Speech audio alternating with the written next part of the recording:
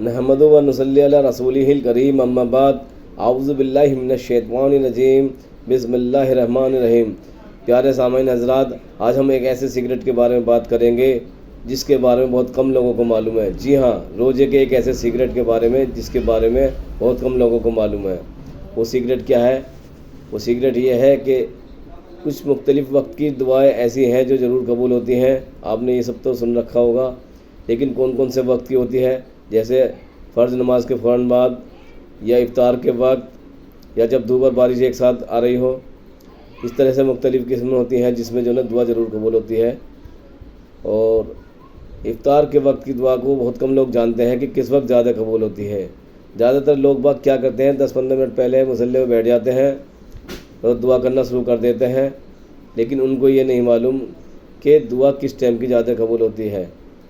دعا جو قبول ہوتی ہے، جب آپ روزہ کھولتے ہیں تو آپ پڑھتے ہیں اللہم انی لا قسمتو وابک منتو ولیک توکلتو وعلی رزقک افطرتو۔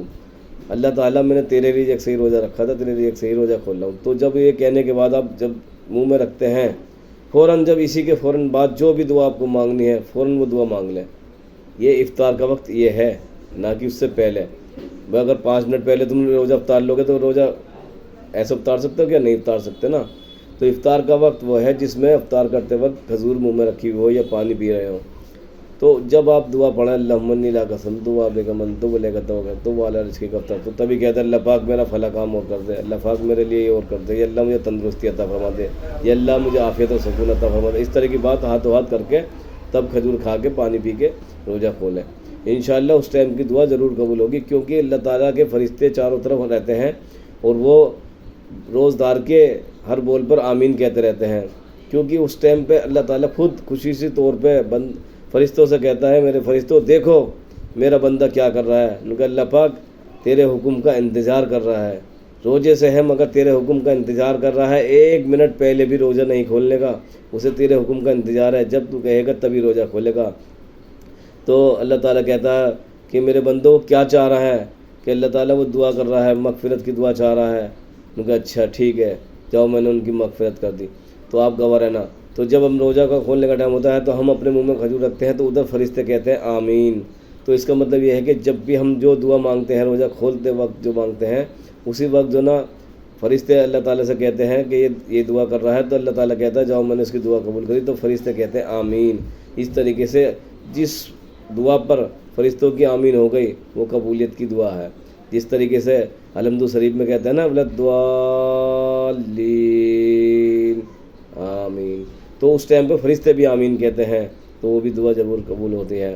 تو اس میرے بھائیوں، یہ وہ سیکریٹ تھا جو ہر کسی کو نہیں معلوم تھا، لیکن کسی عالم کے ذریعے سے ہمیں معلوم ہوا تو ہم نے سوچا کہ اپنے سبھی بھائیوں کو بتایا جائے تاکہ سبھی لوگ زیادہ سے زیادہ فائدہ اٹھا سکیں۔ تو یہ سیکریٹ آپ دھیان رکھنا، جب بھی آپ روزہ کھولو تو روزہ کھولتے ٹائم کھجور منہ میں رکھتے ہی بسم اللہ پڑھ کے کھجور منہ میں رکھیں، اور اللہم انی لا قسمتو وابک منتو ولیک توکلتو وعلی رزقک افطرتو پڑھتے کے ساتھ ہی فوراً اپنی جو دعا مانگنی ہے دل سے وہ دعا مانگ لیں اور روزہ کھول لیں۔ انشاءاللہ آپ دیکھیں گے اس کا فائدہ کتنا فائدہ ہوگا، آپ کو ہر دعا قبول ہوتی ہوئی دکھا دے گی۔ اور ہاں، دعا کی قبولیت کے لیے ایک بات اور شرط ہے میرے بھائی، کہ حرام کا لقمہ پیٹ میں نہیں جانا چاہیے، ہمیشہ محنت کی کمائی کا ہی لقمہ، حلال لقمہ اپنے پیٹ میں جانا چاہیے۔ یہ سب سے پہلی شرط ہے، سب سے پہلی شرط ہے اس چیز کی۔ ایسا نہیں ہے کہ آپ حرام کی کمائی سے کچھ بھی کھاتے رہو اور دعا مانگتے رہو نہیں قبول ہوگی۔ آج کروڑوں اربوں مسلمان ہیں، کتنے لوگوں کی دعا قبول ہو رہی، کتنوں کی نہیں ہو رہی۔ کیوں نہیں ہو رہی؟ کیونکہ لوگوں نے اس چیز پہ دھیان دینا بند کر دیا ہے۔ کچھ چیزیں ایسی ہوتی ہیں کہ آدمی جان بوجھ کر نہ کھا کر انجانے میں کھا لیتا ہے، اس چیز سے احتیاطی رکھنی پڑے گی۔ اسی تو تقویٰ کہتے ہیں، پرہیزگاری کہتے ہیں، کہ ہر چیز میں سوچ سمجھ کے کھانے پینا، اس چیز کو تقویٰ پرہیزگاری کہتے ہیں، نہ کہ ایسا نہیں کہ کچھ بھی مل گیا کچھ بھی کھا لیا۔ تو اس طریقے سے تقویٰ پرہیزگاری نہیں ہوتی۔